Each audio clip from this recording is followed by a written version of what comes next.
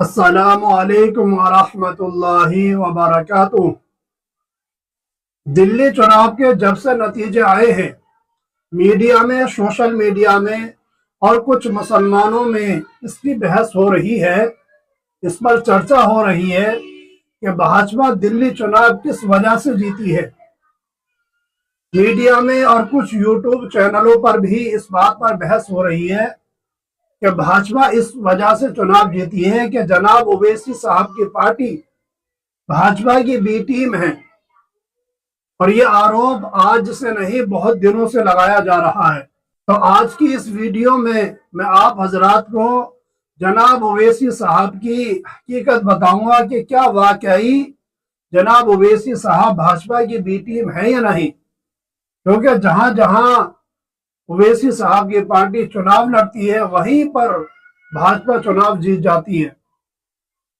اور آپ کو ایک ویڈیو بھی دکھاؤں گا، آپ اس کو دیکھ کر خود ہی انصاف کریں کہ کیا حقیقت ہے، کیا واقعی جناب اویسی صاحب بھاجپا کی بی ٹیم ہے یا نہیں۔ اور ویڈیو کے آخر میں اپنی رائے بھی بتاؤں گا کہ جناب اویسی صاحب کے بارے میں میری رائے کیا ہے، میں اپنی رائے بھی پیش کروں گا۔ پہلے آپ اس ویڈیو کو دیکھیے۔ بی جے پی سے پیسے لیے بول رہے نا، تو یاد رکھو آج عوام میں بول رہا ہوں میں۔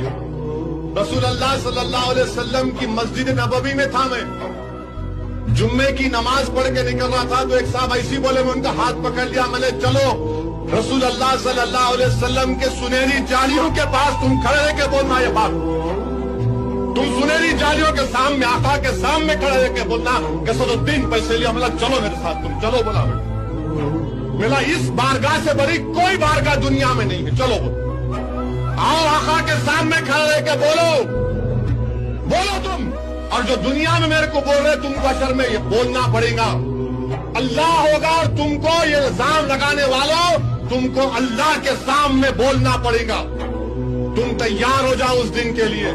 میرے بھائیو، آپ نے ویڈیو دیکھا، جناب اویسی صاحب ایموشنل ہو کر اس بات کو کہہ رہے ہیں کہ میں ایک مرتبہ رسول اللہ صلی اللہ علیہ وسلم کے روزے مبارک میں مسجد نبوی کے اندر جمعے کی نماز پڑھ کر نکل رہا تھا، تو اسی طرح سے ایک مسلمان نے مجھ پر یہ آروپ لگایا کہ تم بھاجپا کے لیے کام کرتے ہو، تمہاری پارٹی بھاجپا کی بی ٹیم ہے۔ تو جناب اویسی صاحب ایموشنل ہو کر اس بات کو کہتے ہیں کہ اس بات کو تم رسول اللہ صلی اللہ علیہ وسلم کے روزے مبارک کے پاس کھڑے ہو کے کہہ سکتے ہو، کیونکہ اللہ کے رسول کے دربار سے اونچا دربار اس دنیا کے اندر کوئی نہیں ہے۔